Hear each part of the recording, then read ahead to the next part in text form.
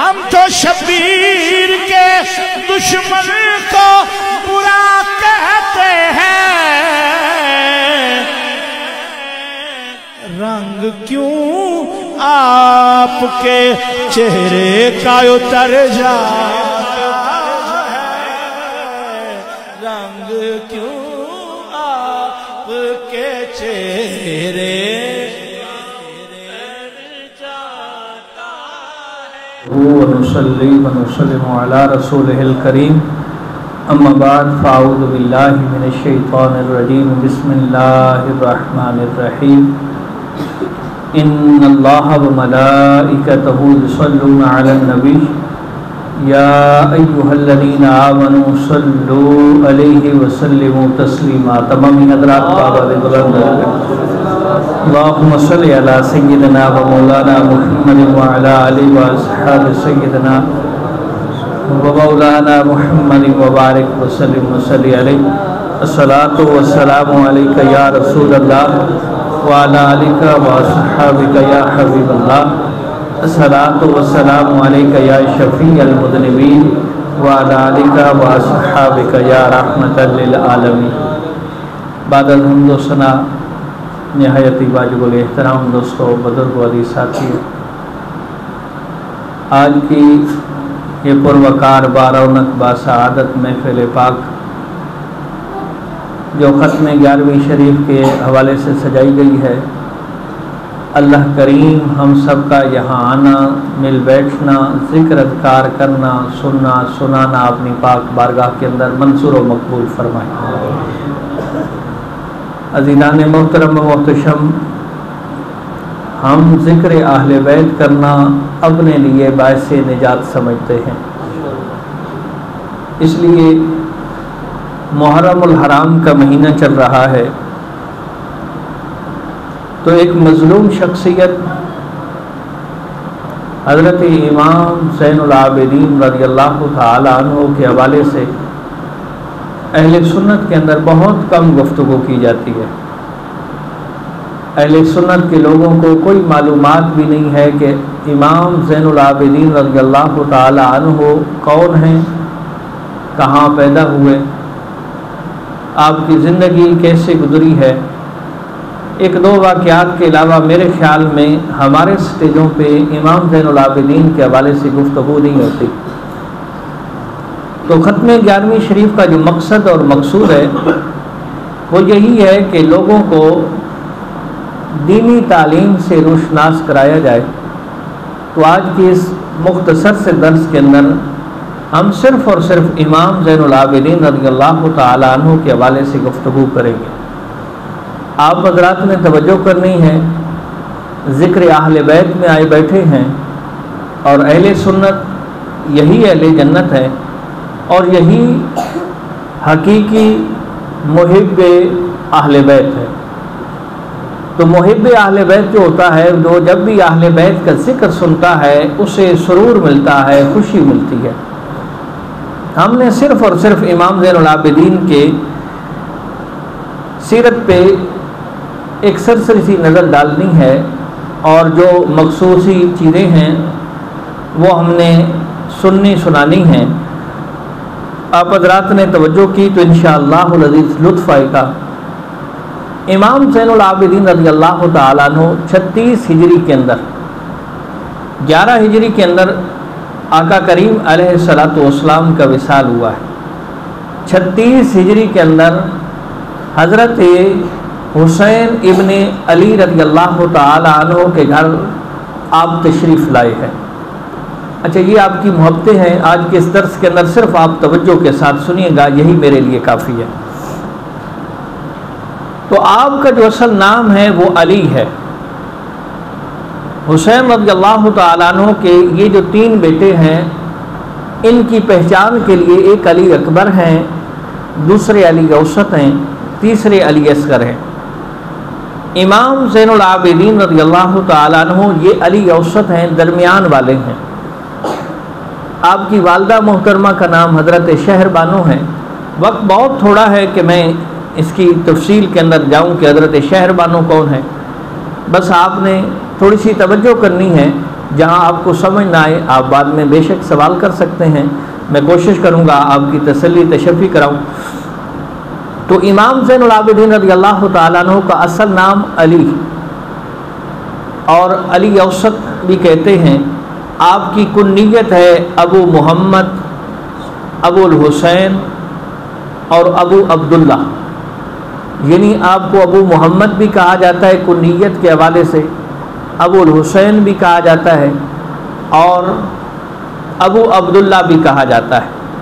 اور آپ کے جو لقب ہیں وہ عابد، بہت زیادہ عبادت کرنے والا، سجاد، بہت زیادہ سجدے کرنے والا، زین العابدین، جو عبادت گزار ہیں ان کی خوبصورتی، ان کا چہرہ آپ سمجھ لیں، تو اس وجہ سے آپ کو زین العابدین، آپ کے نام کے ساتھ امام سجاد بھی بولتے ہیں یا امام زین العابدین، آپ کا بہت مشہور، آپ کہیں کہ یہ لقب ہے، آپ کا نام نہیں ہے، آپ کا یہ لقب ہے۔ 36 ہجری کے اندر آپ پیدا ہوئے مدینہ طیبہ کے اندر۔ اور امام زین العابدین رضی اللہ تعالی عنہ حضرت امام علی مقام حضرت حسین رضی اللہ تعالی عنہ کے گود کے اندر پرورش پاتے ہیں۔ اتنی بڑی شخصیت کے لخت جگر ہیں، انہی سے آپ تعلیم پاتے ہیں، انہی سے آپ تربیت پاتے ہیں۔ آپ علمی حوالے سے، بلکہ ایک بات اور بھی کہہ دوں کہ سرکار کریم علیہ الصلوۃ والسلام کی ایک بشارت بھی ہے، ایک حدیث پاک ہے جس کے اندر نبی کریم علیہ الصلوۃ والسلام نے حضرت علی اوسط یعنی امام زین العابدین کی طرف اشارہ فرمایا، بشارت عطا فرمائی۔ یہ ابن عساکر کی ایک روایت ہے، حضرت ابو زبیر رضی اللہ تعالیٰ عنہ روایت کرتے ہیں کہ ہمیں حضرت جابر بن عبداللہ رضی اللہ تعالیٰ عنہ فرماتے ہیں کہ ہم آپ کے پاس یعنی حضرت جابر بن عبداللہ کے پاس بیٹھے ہوئے تھے، اتنے میں حضرت امام زین العابدین رضی اللہ تعالیٰ عنہ بھی تشریف لے آئے۔ آپ کیونکہ تابعی ہیں، آپ نے بہت سارے صحابہ کی زیارت کی ہے۔ تابعی وہ ہوتا ہے جس نے ایمان کی حالت میں کسی صحابی کی زیارت کی ہو اور ایمان ہی پہ اس کا خاتمہ ہوا ہو، اسے تابعی کہتے ہیں۔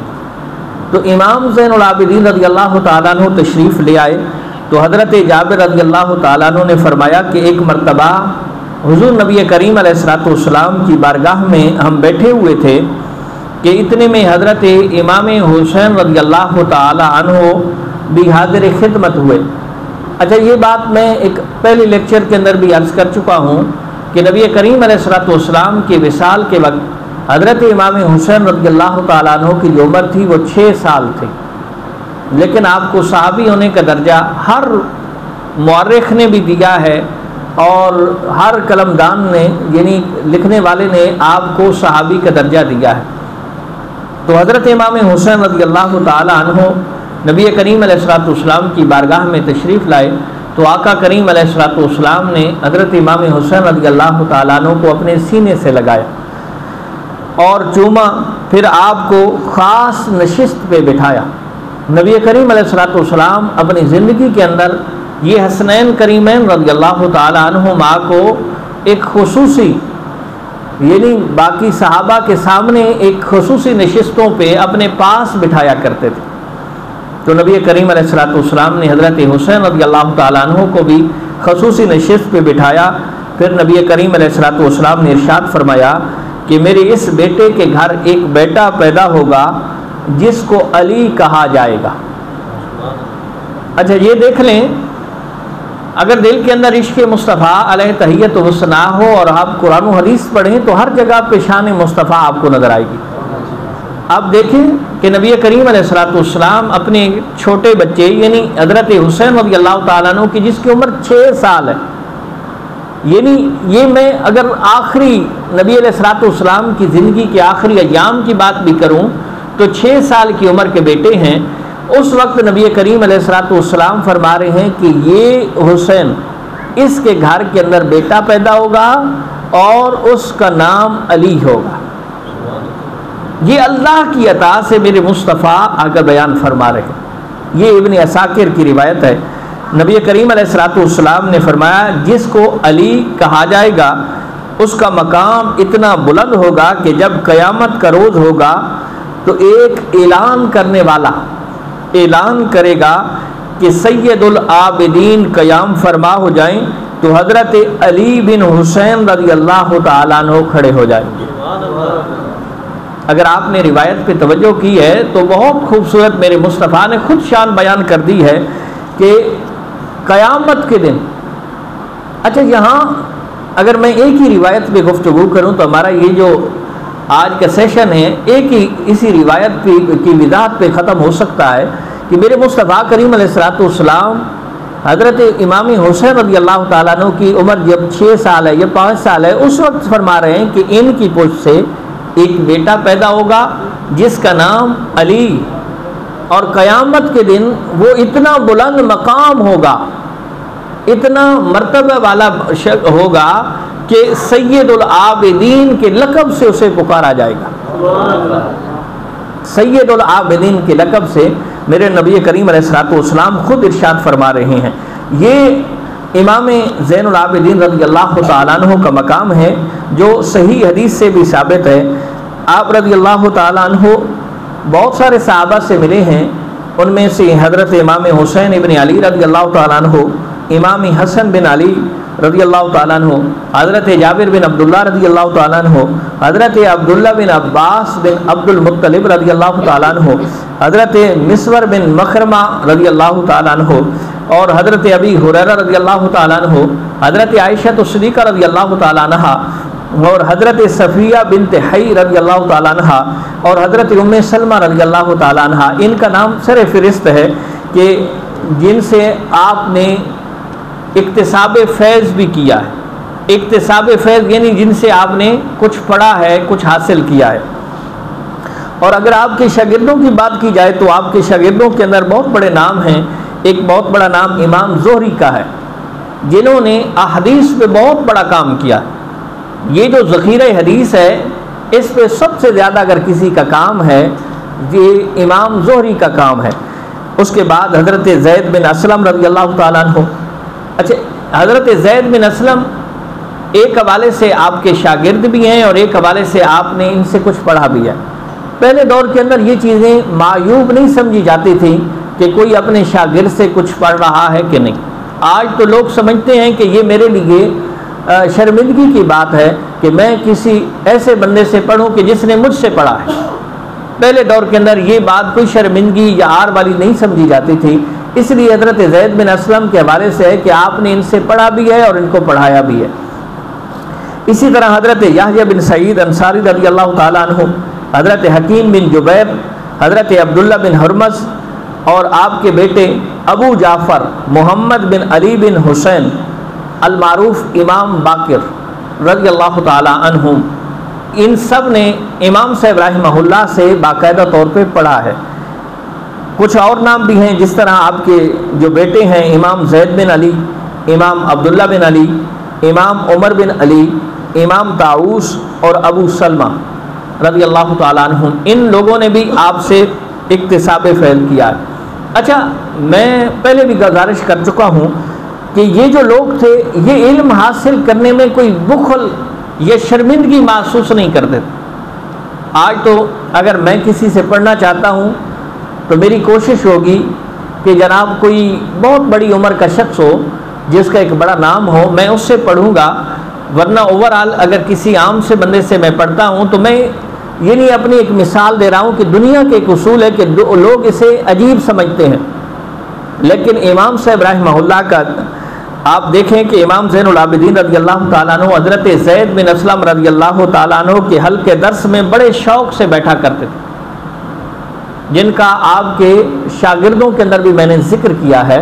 حضرت زید بن اسلم رضی اللہ تعالیٰ عنہ ایک مرتبہ آپ تشریف لائے، مسجد نبوی کے اندر مختلف حلقے دروس کے حلقے چل رہے تھے، یعنی کوئی حلقہ درس قرآن کا چل رہا ہے، کوئی حلقہ احادیث مبارکہ کا چل رہا ہے، کوئی فقہی علوم کا درس چل رہا ہے، ایک درس امام حضرت زید بن اسلم رضی اللہ تعالی عنہ کا چل رہا ہے، اور یہ حضرت زید بن اسلم حضرت عمر فاروق رضی اللہ تعالی عنہ کے آزاد کردہ غلام ہیں.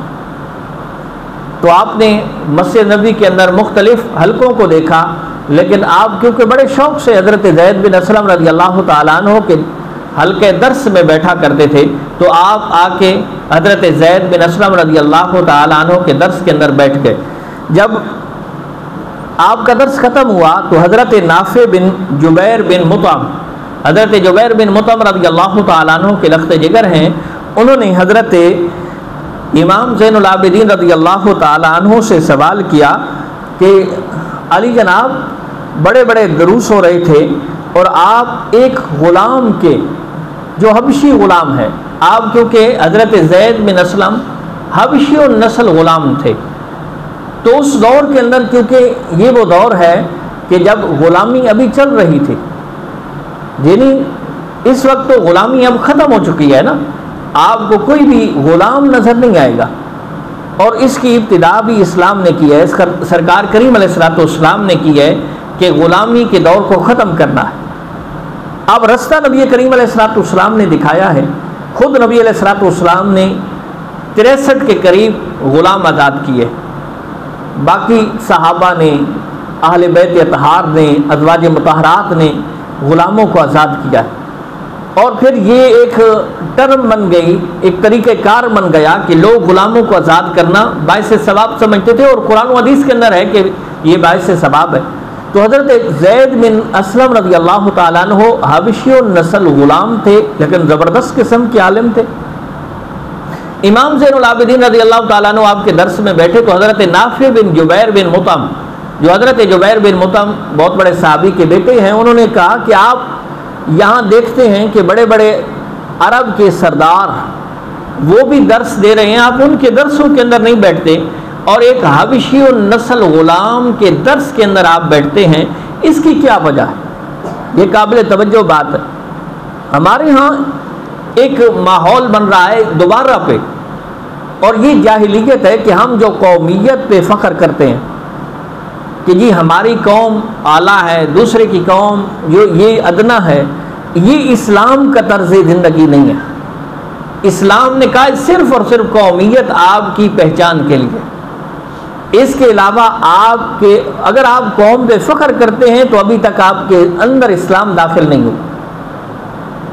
ہمیں سوچنا چاہیے کہ کبھی کبھی ہم اس بات پہ تکبر کرتے ہیں کہ میں ایک ایسی برادری یا قومیت کے ساتھ تعلق رکھتا ہوں بہت اعلیٰ ہے، اور ہمارے معاشرے کے لوگ جو ہیں باقی اس سے ادنا ہیں، تو یہ کوئی اسلام نہیں ہے، یہ پھر زمانہ جاہلیت.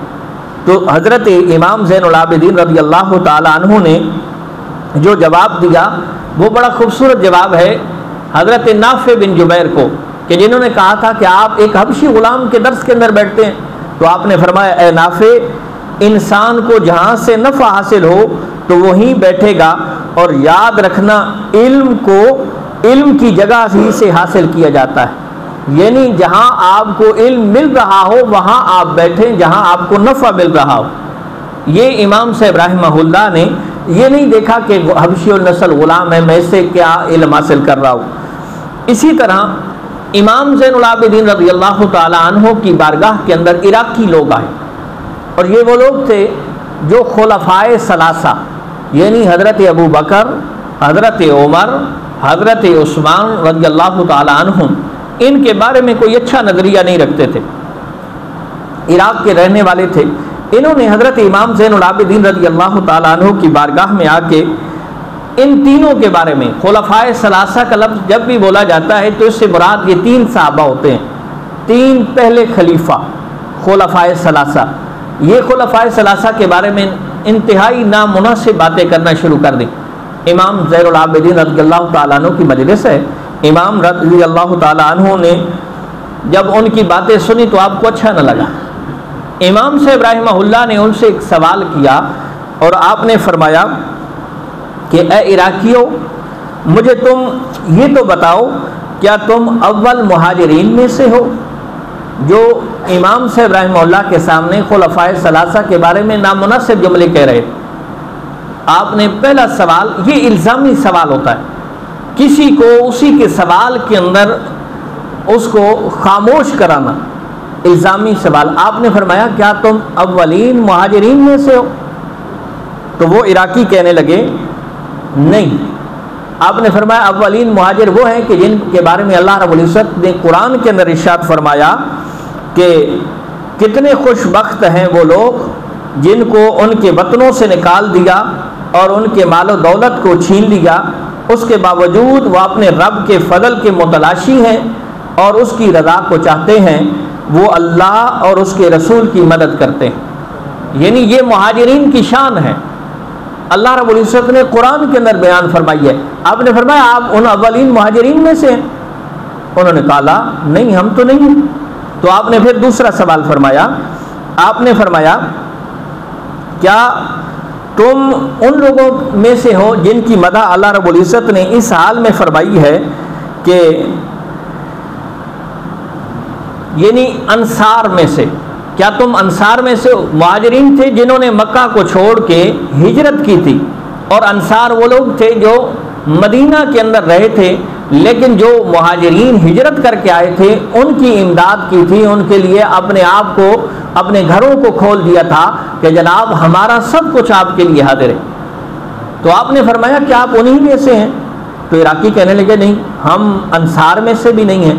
تو اب آپ کا پھر جواب سنیے۔ امام صاحب رحمہ اللہ فرماتے ہیں کہ نہ تم مہاجرین میں سے ہو اور نہ ہی تم انصار میں سے ہو۔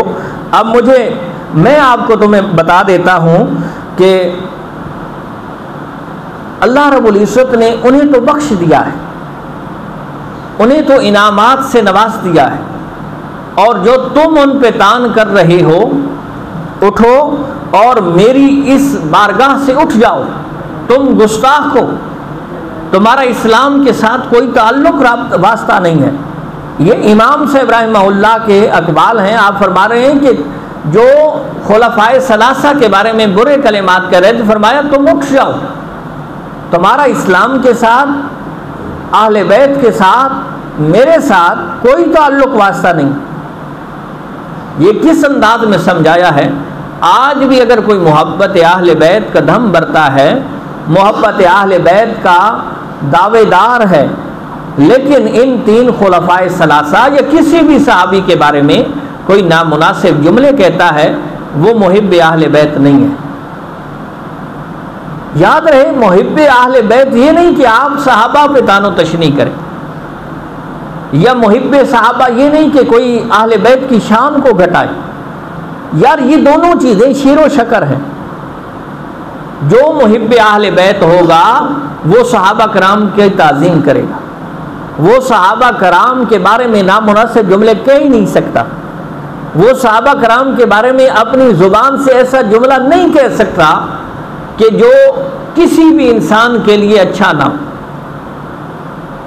آج بڑی عجیب سی کیفیت چل رہی ہے، فتنے کا دور ہے، لوگ اپنے آپ کو محب اہل بیت ثابت کرنے کے لیے اللہ معافی دے صحابہ پہ تان کرتے ہیں، صحابہ کی غلطیاں نکالتے ہیں، صحابہ کے بارے میں اپنی زبانوں کو دراز کرتے ہیں، صحابہ کے بارے میں لوگوں کے سامنے شکوک و شبہات پیدا کرتے ہیں۔ تو یہ محبت اہل بیت نہیں۔ اور دوسری طرف کوئی محبت صحابہ کے اندر آ کے اہل بیت کی شان کو گھٹانا شروع کر دیتا ہے کہ نہیں یہ بھی شان اہل بیت نہیں ہے، یہ بھی شان اہل بیت نہیں ہے، تو یہ محبت صحابہ بھی نہیں ہے۔ کوئی ایسے بدبخت اور ظالم ہیں اور حد سے گزرے ہوئے لوگ ہیں کہ جو اپنے آپ کو محب صحابہ ثابت کرتے کرتے یزید کا دفاع بھی کرنا شروع کر دیتے۔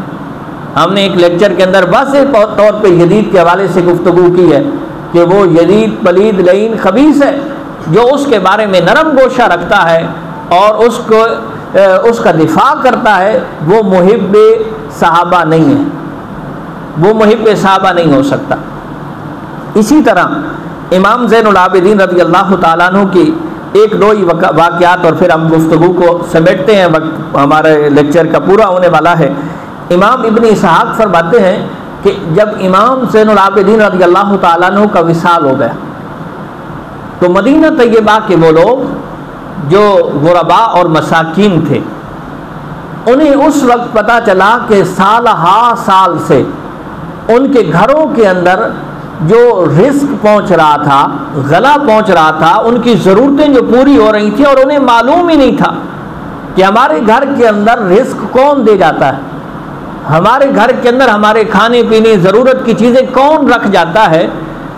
اس دن مدینہ کے ان غربا اور مساکین کو پتہ چلا کہ یار یہ اور کوئی نہیں، یہ امام زین العابدین تھے جو 100 سے زیادہ گھروں کے اندر بغیر کسی بتائے، بغیر کسی کو دکھائے، یعنی ان گھر والوں کو بھی معلوم نہیں ہے کہ ہمارے گھر کے اندر یہ جو غلہ ہے، یہ جو کھانے پینے کی اشیاء ہیں، یہ کون دے رہا ہے۔ تو یہ امام زین العابدین کے وصال کے بعد پتہ چلا کہ یہ 100 گھر سے بھی زیادہ گھروں کے اندر یہ جو سارا سسٹم ہے یہ امام زین العابدین چلا رہے تھے۔ اور امام ابن اسحاق فرماتے ہیں کہ امام زین العابدین رضی اللہ تعالی عنہ کو جب نہلایا گیا، آخری غسل جب دیا گیا، تو آپ کی پشت مبارک پہ دیکھا گیا کہ جس طرح کوئی بوریاں اٹھانے والا شخص نہیں ہوتا، تو بوریاں اٹھا اٹھا کے آپ کی پشت مبارک پہ اس کے نشان بن چکے۔ آپ دیکھیں نا یار، یہ سید زادہ ہے، یہ میرے مصطفیٰ کا لخت جگر ہے، یہ حسینی مشن کا میرے امام کا سجادہ نشین ہے، یہ میرے امام کے مشن کو چلانے والا ہے، کہ ایک ایسا شخص کہ جو سید زادہ ہے، جس کے غلام بھی ہیں، خادم بھی ہیں، خدمت گزار بھی ہیں، اس کے باوجود خود اپنے پیٹھ پہ بوریاں اٹھا کے غربا اور مساکین کے گھروں کے اندر دے رہا۔ ایک دور وہ بھی ہے کہ دیتے ہیں پتہ نہیں چلتا، وصال کے وقت پتہ چلتا ہے کہ کس نے یہ پہنچایا۔ ایک آج کے دور کے اندر بھی دیکھ لیں کہ غربا کو دیا نہیں جاتا اور جس کا واویلا کتنا کیا جاتا۔ یہ امام زین العابدین رضی اللہ تعالی عنہ ہے۔ ایک اور بات، امام زین العابدین رضی اللہ تعالی عنہ حضرت محمد بن اسامہ بن زید بن حارثہ، یہ اسامہ بن زید وہ ہیں جو حضرت زید کے بیٹے ہیں، یہ وہ حضرت زید ہیں جنہیں نبی کریم علیہ الصلوۃ والسلام کا منہ بولا بیٹا کہا گیا، اور یہ وہ حضرت زید ہیں جن کا ذکر قرآن کے اندر ایک ہی بندے کا، قرآن کے اندر ایک صحابی کا، صحابی بندے سے مراد میری مراد صحابی ہے، باقی انبیاء کا، رسول کا یا جو ملائکہ کا ذکر ہوا ہے بندوں میں سے، یعنی صحابہ میں سے اگر کسی کا ذکر ہوا ہے تو وہ ایک حضرت زید کا ذکر ہوا نام کے ساتھ۔ تو یہ حضرت زید کے پوتے ہیں محمد بن اسامہ، اور یہ حضرت اسامہ وہ ہیں کہ جب فتح مکہ ہوا تھا تو نبی کریم علیہ الصلوۃ والسلام کی سواری کے ساتھ، یعنی سواری پہ نبی علیہ الصلوۃ والسلام کے ساتھ جو بچہ آپ کی سواری پہ سوار تھا وہ حضرت یہی اسامہ بن زید تھے۔ اور یہ حضرت اسامہ بن زید ایک مرتبہ آپ نے نماز پڑھائی نا، تو کیونکہ عرب اسی وقت مسلمان ہو رہے تھے تو عصبیت ان کے اندر تھی۔ اسامہ بن زید ایک غلام کے بیٹے تھے، تو کچھ نے کہا کہ ایک غلام زیادہ ہمیں نماز پڑھائے گا، تو اب میرے مصطفیٰ کریم علیہ الصلوۃ والسلام کی حدیث سنیے، میرے مصطفیٰ کا حکم سنیے۔ میرے مصطفیٰ کریم علیہ الصلوۃ والسلام نے فرمایا اب جس لشکر کے اندر اسامہ بن زید ہوگا اس لشکر کی امامت اسامہ بن زید ہی کرے گا۔ اور پھر آنکھوں نے دیکھا، چشم فلک نے دیکھا کہ اگر اس لشکر کے اندر حضرت سیدنا ابو بکر بھی ہیں، عمر بھی ہیں، عثمان بھی ہیں، مولائے مرتضیٰ بھی ہیں، بڑے بڑے صحابہ موجود ہیں، لیکن ان کی امامت کون کروا رہا ہے؟ حضرت اسامہ بن زید کروا رہا ہے۔ یہ حضرت اسامہ بن زید کے بیٹے ہیں محمد بن اسامہ، یہ تابعی ہیں۔ تو حضرت محمد بن اسامہ رضی اللہ تعالی عنہ کی وقت نزاع ہے، امام زین العابدین رضی اللہ تعالیٰ عنہ آپ کی عیادت کے لیے تشریف لے گئے، تو آپ کو دیکھا تو حضرت محمد بن اسامہ جو تھے یہ رونے لگ گئے۔ تو امام زین العابدین رضی اللہ تعالیٰ عنہ نے پوچھا میرے بھائی کیوں رو رہا ہے؟ تو حضرت محمد بن اسامہ نے عرض کی حضور رو اس لیے رہا ہوں کہ اب دنیا کو چھوڑ کے جا رہا ہوں، لیکن مجھ پہ بڑا قرض ہے اور میری قرض کی ذمہ داری لینے والا کوئی شخص نہیں ہے، میں اس وجہ سے رو رہا ہوں کہ اس کی جو مجھ سے باز پرس ہوگی میں اس کا کیا کروں گا۔ امام زین العابدین رضی اللہ تعالیٰ عنہ نے پوچھا بھئی کتنا قرض ہے؟ تو محمد بن اسامہ رضی اللہ تعالیٰ عنہ عرض کی حضور 10,000 دینار قرض ہے۔ درہم اور دینار میں فرق ہے، درہم ہوتا ہے یہ ہتھیلی کے برابر چاندی کا ایک سکہ، اور دینار ہوتا ہے یہ ہتھیلی کے برابر سونے کا سکہ۔ تو حضرت محمد بن اسامہ کہتے ہیں کہ اے امام مجھ پہ 10,000 دینار قرض ہے۔ تو جتنے بھی لکھنے والے ہیں وہ کہتے ہیں امام صاحب نے ایک لمحے کے لیے بھی نہیں سوچا کہ میں کہاں سے لوں گا۔ فرمایا اے میرے بھائی آپ نے پریشان نہیں ہونا، آج کے بعد آپ کے سارا قرض میں خود ادا کروں گا۔ اچھا، یہ قرض کی جو بہت زیادہ وصیت فرمائی ہے نبی کریم علیہ السلام نے بھی، بلکہ نبی علیہ السلام ہر جنازے سے پہلے پوچھتے تھے کہ اس کا کسی پہ قرض ہے، یعنی اس نے کسی کا قرض دینا ہے۔ جب تک اس قرض کا کوئی بندہ ذمہ نہیں لیتا تھا اس وقت نبی علیہ السلام اس کے جنازہ نہیں پڑھاتے۔ آج ہمارے لیے بھی سبق ہے، آج ہم جو حسینی کے نعرے لگاتے ہیں، آج کے اس دور کے اندر اگر کسی نے ہمیں قرض دے دیا ہے نا تو پھر میرے خیال میں اسے وصول کرنا تو بہت مشکل ہو جاتا ہے۔ آج ہم کوشش کریں، میں نے آپ کے سامنے شاید پہلے بھی یہ حدیث رکھی ہو کہ نبی علیہ السلام نے فرمایا جو اس نیت سے قرض لیتا ہے ضرورت ہے، یعنی وہ ضرورت ہے، بغیر ضرورت کے قرض لینا بھی منع ہے، سوال کرنا انتہائی منع ہے اسلام کے اندر بغیر ضرورت۔ تو سرکار کریم علیہ السلام کی حدیث ہے کہ جس نے اس نیت سے قرض لیا ہے کہ میں واپس کروں گا، سچی نیت رکھی ہوئی ہے، تو نبی کریم علیہ السلام نے فرمایا جیسے بھی حالات ہوں اللہ تعالیٰ اس کے لیے اسباب پیدا کر دیتا ہے کہ وہ قرض کو واپس کر سکے، لیکن شرط یہ ہے کہ نیت ہو۔ اب امام صاحب رحمہ اللہ حضرت محمد بن اسامہ کا قرض اپنے ذمہ لے رہے، اور ایک روایت کے اندر میں نے پڑھا ہے کہ 17,000 درہم، یہاں 10,000 دینار، دوسری روایت کے اندر ہے 17,000 درہم قرض تھا جو امام صاحب نے فرمایا کہ میں ادا کروں۔ آخری بات اور پھر ہم گفتگو کو سمیٹتے ہیں۔ امام زین العابدین رضی اللہ تعالی عنہ نے اپنے لخت جگر امام باقر کو کچھ نصیحتیں فرمائی ہیں، وہ نصیحتیں ہمارے لیے قابل توجہ ہیں کہ ان نصیحتوں پہ ہم نے بھی عمل کرنا ہے اور ایک حسینی ہونے کا حق ادا کرنا ہے۔ امام صاحب رحمہ اللہ فرماتے ہیں، پہلی نصیحت اپنے بیٹے امام باقر کو فرماتے ہیں، اے میرے بیٹے کبھی بھی کسی فاسق کو اپنا دوست نہ بنانا، فاسق اعلانیہ گناہ کرنے والے کو اپنا کبھی دوست نہ بنانا کہ وہ تمہیں ایک لقمے پر یا پھر اس سے بھی کم چیز کے بدلے میں بیچ دے گا، یعنی جہاں اسے مفاد نظر آئے گا وہ آپ کے نام کو آپ کو وہاں پہ ایک لقمے کی خاطر، یہ آپ نے ایک مثال دی ہے کہ ایک لقمے پہ فاسق آپ کو بیچ دے گا۔ اور دوسری چیز، بلکہ امام باقر رضی اللہ تعالیٰ عنہ نے اس کی وضاحت بھی طلب کی ہے کہ اے ابا جان آپ کیا فرماتے ہیں؟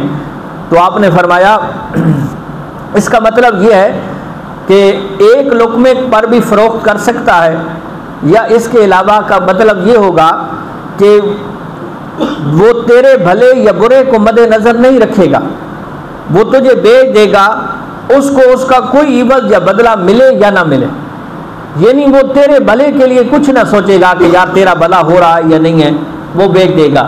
کسی فاسق کو اپنا دوست نہ بنانا، یہ پہلی نصیحت۔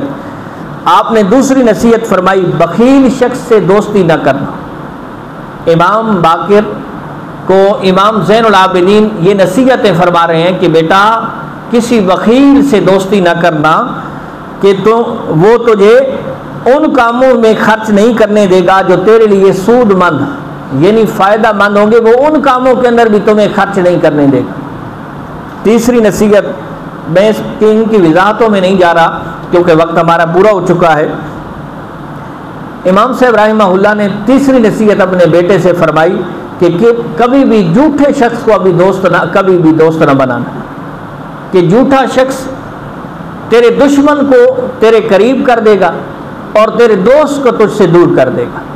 سراب سمجھتے ہیں، سراب ہوتا ہے، کتابوں کے اندر ہے سراب، کہ جب یہ جو ٹیلے ہیں نا، ریت کے ٹیلے، جب سخت گرمیوں کے اندر آپ جب شدت کی دھوپ پڑ رہی ہو تو آپ دیکھیں تو ایسے محسوس ہوتا ہے کہ پانی ہے، یعنی دور سے دیکھیں تو محسوس ہوتا ہے پانی ہے۔ جو سخت پیاس میں ہو وہ سراب کو دیکھتا ہے تو کہتا ہے کہ یار یہاں پانی ہے، وہ دوڑتا ہے۔ فرمایا یہی مثال ہوگی جھوٹے شخص کی، وہ سراب بنا کے دیکھیں کہ دوستوں کو دور کر دے گا، دشمنوں کو قریب دکھائے گا کہ وہ تیرے قریب آ رہے ہیں، تجھے نقصان پہنچا رہے ہیں۔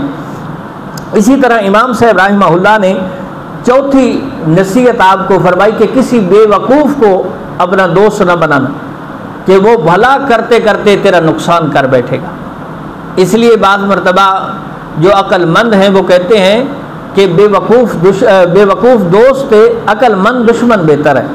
پانچویں نصیحت آپ نے فرمائی کہ رشتہ داریاں توڑنے والے کو اپنا دوست نہ بنانا، کہ رشتہ داریاں توڑنے والے کے بارے میں وعید آئی ہے قرآن کے اندر۔ یہ امام سے فرما رہے ہیں کہ میں نے 3 جگہوں پہ، ایک سورہ محمد کی آیت نمبر 22 ہے، دوسری سورہ رعد کی آیت نمبر 25 ہے، تیسری سورہ بقرہ کی آیت نمبر 26 اور 27 ہے، کہ یہاں 3 جگہوں پہ میں نے اس کے بارے میں وعید پڑھی ہے جو قاطع رحم ہے، یعنی رشتہ داریوں کو توڑنے والا ہے، اسے بھی اپنا دوست نہ بنانا۔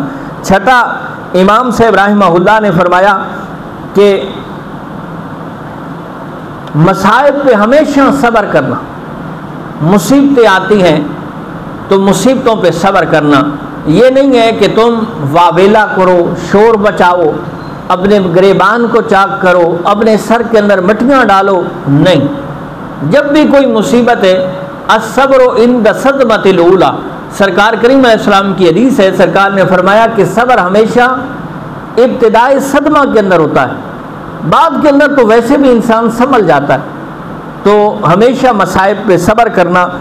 اور 7ویں جو آپ نے وصیت کی اپنے لخت جگر کو، وہ فرمایا کہ کبھی بھی نفاق کی یہ جو بیماری ہے اس کو اپنے قریب تک نہ آنے دینا۔ نفاق، منافقت، اس سے بچ کے رہنا۔ ایک ہے منافقت عقیدہ کی منافقت اور ایک ہے عمل کی منافقت۔ آج کے اس دور کے اندر عقیدہ کی منافقت ہم کسی کے بارے میں ڈکلیئر نہیں کر سکتے، لیکن عمل کی منافقت کے بارے میں سرکار نے وضاحت کی ہے کہ وہ 4 چیزیں جو سرکار کریم علیہ السلام کی حدیث کے اندر آئی ہیں، یہ عملی منافق کی نشانی ہے، یعنی یہ منافق کی عملی نشانیاں ہیں۔ فرمایا جب بولے تو جھوٹ بولے، وعدہ کرے تو وعدہ خلافی کرے، خیانت کرے، امانت کے اندر خیانت کرے، اور چوتھی جو چیز ہے فرمایا کہ جب کسی کے ساتھ جھگڑا ہو تو گالیاں دینا شروع کر دے۔ یہ منافق کی نشانیاں ہیں۔ امام صاحب رحمہ اللہ نے اپنے لخت جگر سے فرمایا بیٹا منافقت سے بچ کے رہنا۔ اللہ کریم ہم سب کو محب اہل بیت بنائے اور ان کی سچی پکی محبت نصیب فرمائے۔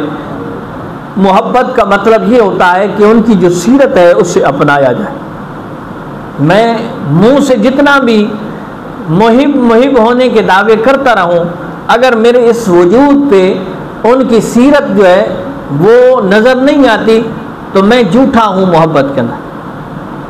یہ صرف اور صرف نعرے ہیں، یہ صرف اور صرف زبانی کلامی باتیں ہیں۔ اگر ہم ان سے محبت کرتے ہیں تو ہمارے اس وجود پہ یہ چیزیں نظر آنی چاہیے۔ اللہ کریم ان نفوس قدسیہ کے صدقے میں ہم سب کی تمام جائز دلی دعاؤں کو منظور و مقبول فرمائے۔ آپ حضرات جو تشریف لائے، مولا کریم ہم سب کا یہاں مل بیٹھنا، ذکر اذکار کرنا، سننا سنانا اپنی پاک بارگاہ کے اندر منصور و مقبول فرمائے۔ ہمیں دین کے ساتھ مخلص رہنے کی توفیق عطا فرمائے۔ سبحان ربک رب العزت عما یصفون وسلام علی المرسلین والحمد للہ رب العالمین۔